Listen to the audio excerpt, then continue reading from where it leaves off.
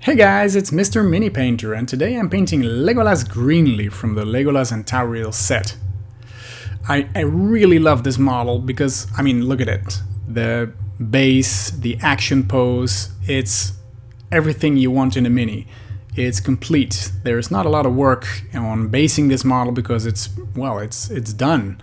The log, the rocks, the sandy bottom. I primed it in a black color and then you're good to go. So I'm going to show you how I painted this one. I started by painting the skin with Night Questor flesh.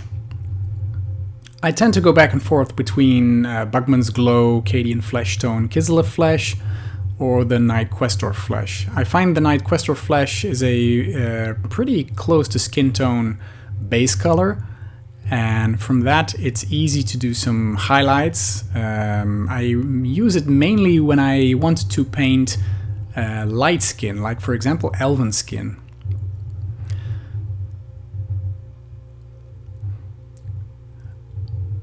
Next step is we're gonna apply some highlights with Kislev flesh, and that might seem a bit too bright at first, but what we're gonna do is wet blend some of those colors together. And you're gonna need multiple layers to do so. So what you do here is you focus on the areas that would catch the most light, so the forehead, the top areas of the skin, the knuckles, etc. And you accentuate the most extreme highlighted parts. And what you do afterwards is thin down your paint and apply it as kind of a wash. And you pull the paint towards the brightest areas, so that way you get a nice blend in skin tones. You have to do that maybe 2 or 3 times to get a nice result.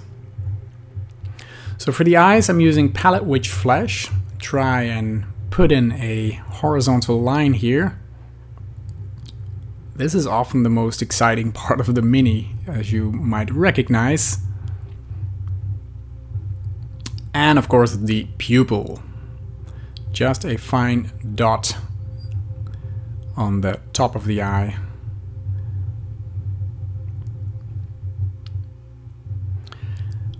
I once again took the Kislev flesh to make some of those lines a bit more accentuated. So for example the forehead, the nose, the chin, the cheekbones, just to make it a little more pronounced.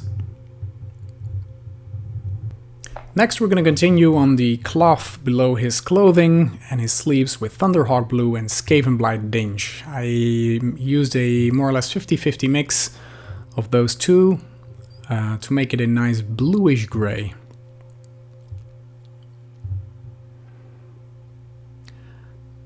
Next, some highlights by adding some Palette Witch flesh to the mix.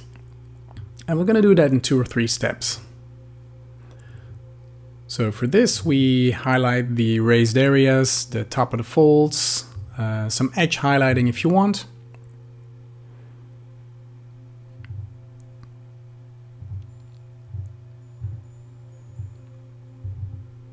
And we're going to do it again by increasing the amount of Palette Witch flesh and create some nice edge highlights. I use the same technique as I did with the skin, so blend some of those colors, thin them down and pull them towards the lightest area, and you get a nice transition from dark to bright.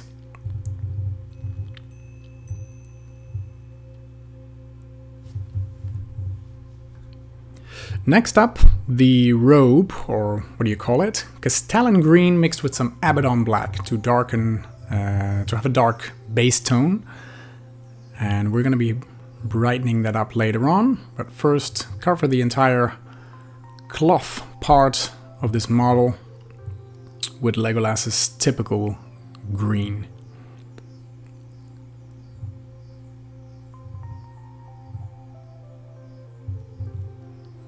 Then the first highlight stage is Castellan green, pure Castellan. We're going to focus on all the raised parts, leave some of those shaded areas as they were.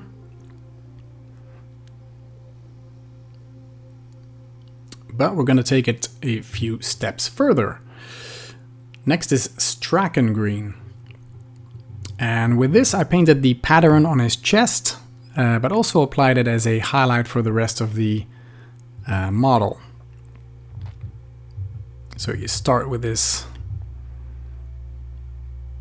chest area, some details on the sleeves, the bottom, some edge highlighting. Make sure to focus on the very edges and not the entire model. And to take it even a step further, I'm using all green camo as an extreme highlight on the very ends of the model, the parts that would catch the most light.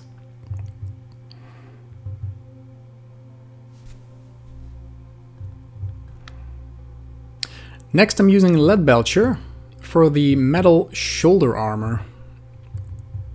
He has some armor that has some earth tones, but is metal in basic, so I'm painting it with some Leadbelcher first. Also using that on the weapons, the two swords he's holding.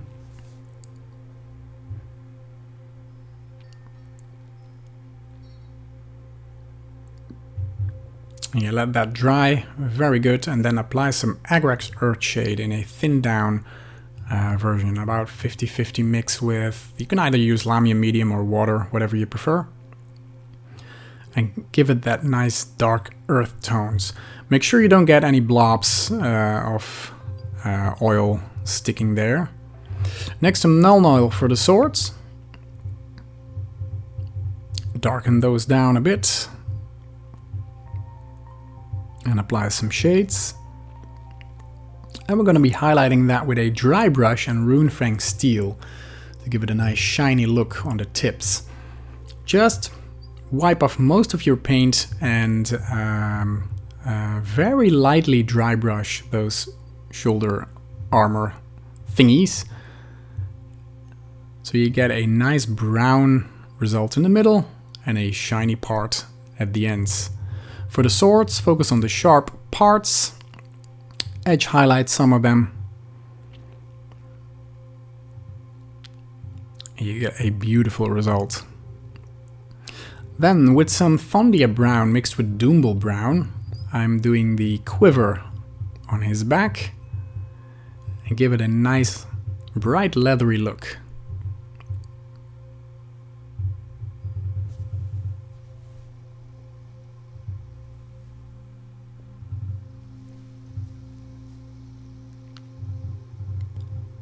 Next, I'm going to be highlighting it with some Doomble brown and just focus on the middle parts. So I left the edges nice and dark and the middle a little bit brighter.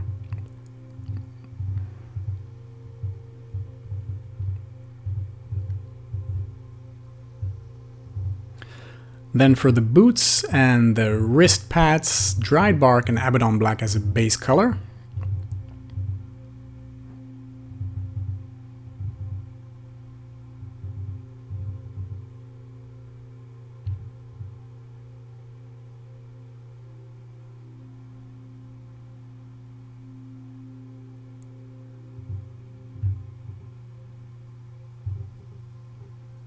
And we're now highlighting that with some pure dried bark. I wanted them to be quite dark, so you leave most of it with the base color, but the parts that would reflect the most light, as always, get a little brighter tone. Then we're going to be washing the quiver and the boots with Agrax Earthshade. And the wrist pads, of course. Give it a nice shiny look. It's leather, so it can be a bit reflective, because that tends to be the downside of using oils or shade colors, is that they're going to be a bit shiny, but in this case it's not a big problem, you want it to be. Then with Leadbelcher again, I am painting a nice pattern on the wrist pads. Use it as kind of an edge highlight, and you can give it some nice fine details. So the bottom and the top, there's some lining in the middle.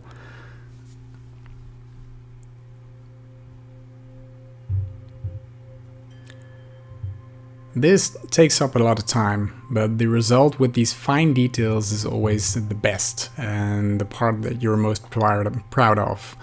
What you need here is a fine detail brush to do so, but it's these tiny details that make your model that much more interesting.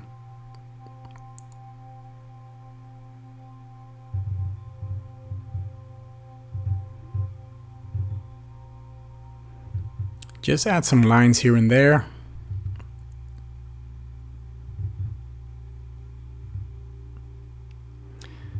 If you accidentally hit some of the leather parts, just go over it with some dried bark and give it a slight wash again, and you're good to go. Then the boots, I used Liberator Gold to do the same. There is a pattern on the front of the boots. Well, just go nuts. You can use, of course, any kind of metal color. I wanted it to be a little bit different than the wrist pads, so I chose for the gold look. Some Baneblade Brown to highlight the boots. Just the very tips of the boots, some of the folds, the flap here with the protection around his ankles.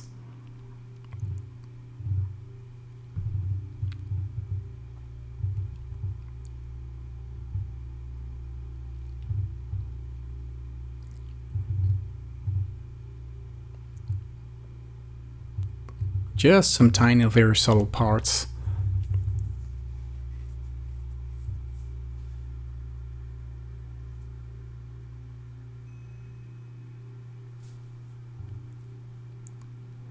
And next we're going to continue on the knives or the swords with Xandri dust as a base color. The hilts of his swords, they have a very bright look. It's like a bone or a bright wood color. And I'm using the same color on the bow. Also a very light wood color. And for the bow, I'm going to use palette witch flesh to create some fine lining. And that's extremely difficult to do because it's a tiny surface. You want to create some straight lines if you can, but it gives it a nice wood grain effect. And if you're afraid to do so, then please skip this step. Because it can also ruin your model. When the line is too thick, it doesn't look great. So you can try, and if you don't succeed, go over it again with some Xandri dust, and you're good to go. Then I'm highlighting the bone, not the bone, it's a wooden hilt, isn't it? With some Ushabti bone.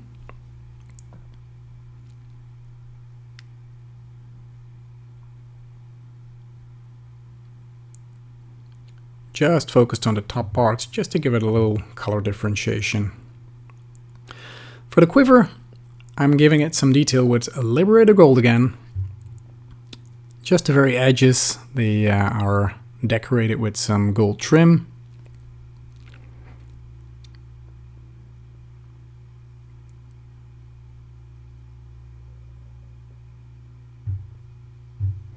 The best way to do so is you hold your brush in an angle, like a 45-degree angle. Lead belcher for the tips of the bow.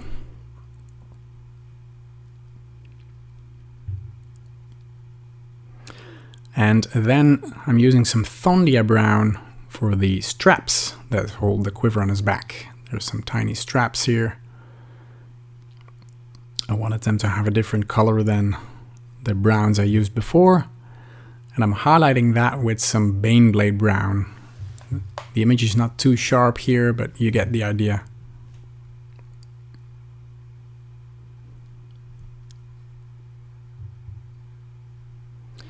Then some Agrak or shade on the tips of the metal parts of the bow, like we did before.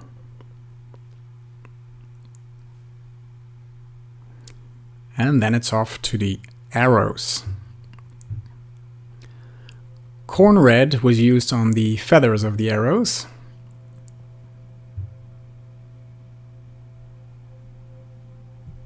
Again, I managed to get the camera focused on my hands and not the model. Sorry about that.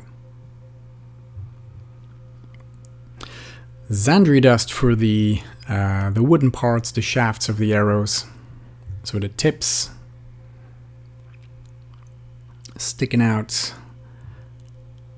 And I then took some Seraphim sepia and glazed the leathery parts again, the boots, the wrist pads, and also the quiver and the arrows themselves.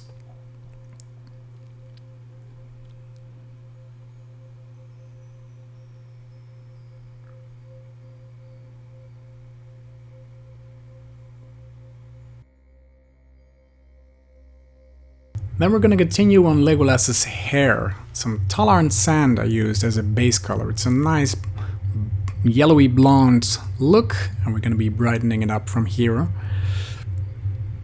Take your time, make sure to not to hit actually the parts we painted before. And I waited to do the hair because it's kind of a nice last detail, but also it goes over all the previously painted parts.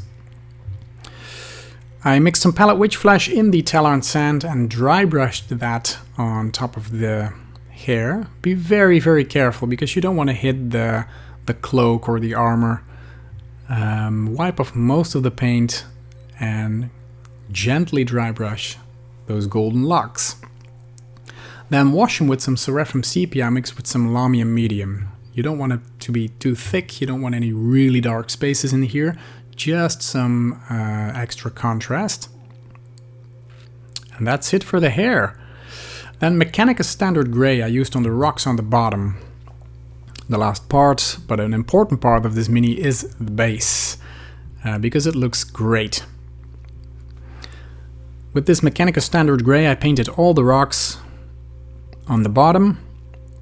And what I did next is took a dry brush and kind of stipple some Administratum Grey on those rocks to give it an uneven look. You get some nice specks in there.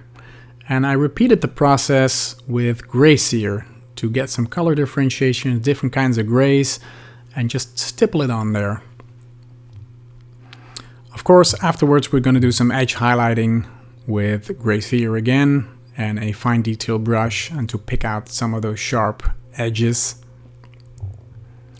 Take your time, and if you think they are too bright or you made too thick of a line, just stipple over it again with some Mechanica Standard Grey, the base color. You can kind of dull it down. I used dried bark on the base bottom, which is just a sandy bottom. I didn't pay too much attention to it because I'm going to be adding some static grass and stuff like that later on, I guess. And I washed the base with some Nuln Oil so you get some shade in there. You can highlight it if you want with some rock art flesh or stuff like that. Then the Treetrunk, dried bark and Abaddon black. We're going to be building up the colors on those on this wood because, let's face it, a tree is never one color. It's a mixture of different kinds of browns, and we're going to do the same here. So the next layer we're going to be dry brushing is pure dried bark to define some shaded areas and some raised areas.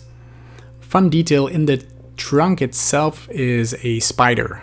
You can barely see it, and I left it nice and black because it's dark in there. Steelage and Drab is our next highlight color, also dry brushing it over some parts of the log, and the further on we go, the more I'm focusing on the top parts of the log. Next up, Baneblade Brown.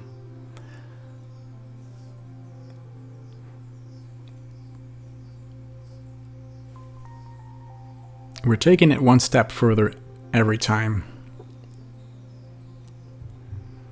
And I'm gonna apply one more, which is going to be rock art flesh, and just focused on some of the pronounced areas of the log, so some of the sticky out parts in the front. And that's it. There's our finished model, Legolas Greenleaf. I really enjoyed painting this one. I love the pose on this guy. This mini is done. It's everything you want in a mini. Great base, great mini, action posed. He's great. So thank you so much for watching this video. Please leave a comment below if you like this kind of content, because I'll be making a lot more, and consider subscribing to the channel so I'll keep you posted. Thank you so much for watching, and I hope to see you in one of my next videos. Bye bye!